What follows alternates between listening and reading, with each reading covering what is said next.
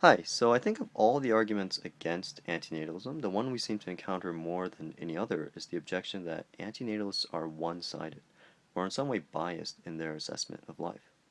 That is, antinatalists simply pay attention to the bad things in life while failing to look also at the good things. This incidentally explains the association frequently made between antinatalism and ill humor or depression, right? But in truth, antinatalists need not dismiss or ignore the good things in life to maintain their position. And how we do this, of course, is by weighing or comparing the good things against the bad things. Now, although countless others no doubt have made this point before, since this does seem to be an objection that continues to come up, I think it's not a bad idea to repeat some of these points here. Now, it seems to me that there are essentially two ways in which a thing can be said to outweigh another thing. One is with respect to quantity or amount. The other is with respect to its priority or significance, or maybe some conjunction of these two. So what antinatalists claim, and I think correctly, is that pain outweighs pleasure in both of these respects. That is, there is not only more pain in life than pleasure, but preventing pain also seems to matter more in some sense than creating pleasure. Notice neither of these approaches is one-sided. Both can and in fact do acknowledge the presence of positive things in life. So the fact that there's more unpleasantness in life than pleasantness will be fairly clear to us if we simply consider the character of pain and pleasure. There are, as we know, all sorts of asymmetries between pain and pleasure. So, for instance, notice that pain, even intense pain, can last almost indefinitely, whereas there is no pleasure, certainly no intense pleasure, that can last more than a few moments. Right? The stress is the humming of pain, if you like. Notice again that there's no similar humming of pleasure. Pain and suffering always seems to leave some mark on us and persists until the damage is healed.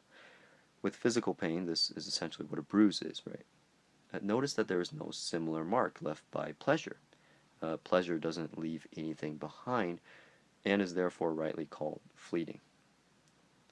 And this explains why if 1,000 things go exactly the way we had hoped in our day, but a single thing goes badly, right, we will feel and remember primarily only the latter. In fact, this one bad thing will color all of our thoughts and have a very dominant presence for us.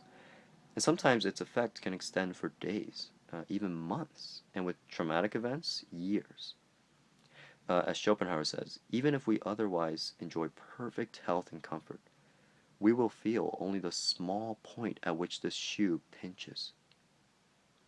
Obviously, there's much more we could say about the predominance of pain in our lives, but for our purposes, this much seems sufficient.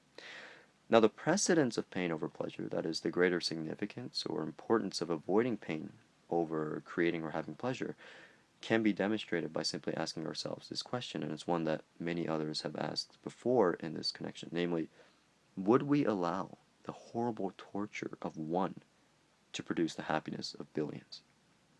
That is, if it were up to us to choose whether a new world came into existence in which one individual will be tortured in this way, but all else is guaranteed to be just endless paradise and bliss, would we create it? As I've said before, I don't think anyone in their right mind would create it. And although I said billions of happy people, there's a sense in which this number is unimportant, right? In other words, the importance or the priority of preventing the one from experiencing this horrible pain seems to outweigh any amount of pleasure that may thereby be produced.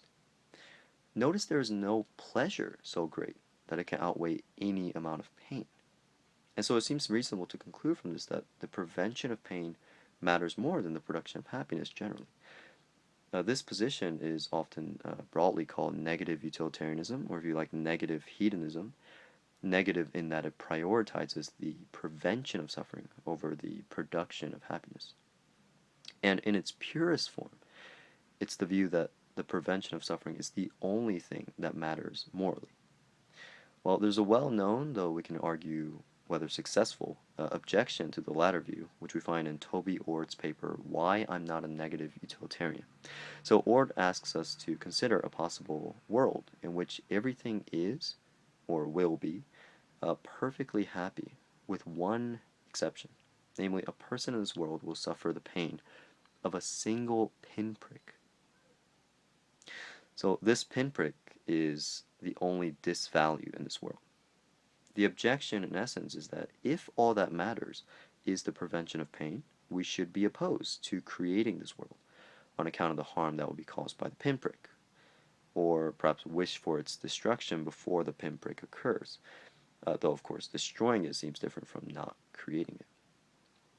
The argument, of course, is that since most people intuitively think this world would be worth creating, some might even think creating it will be morally required, preventing pain cannot be all that counts morally. On the other hand, most people also believe that it would be wrong to create the world wherein one is tortured for the happiness of billions. And what this seems to show is that although a sufficiently small quantity of pain can be outweighed, or at least many people intuitively think, by an immense amount of pleasure, a sufficiently large amount of concentrated pain cannot be outweighed by any amount of pleasure. In other words, there's a sort of threshold of pain beyond which no amount of pleasure or good can outweigh it. And this is what Ord calls lexical threshold NU, or negative utilitarianism, and it's sort of a qualified negative utilitarian position. And so suppose, for the sake of argument, right, we took this qualified and weaker position.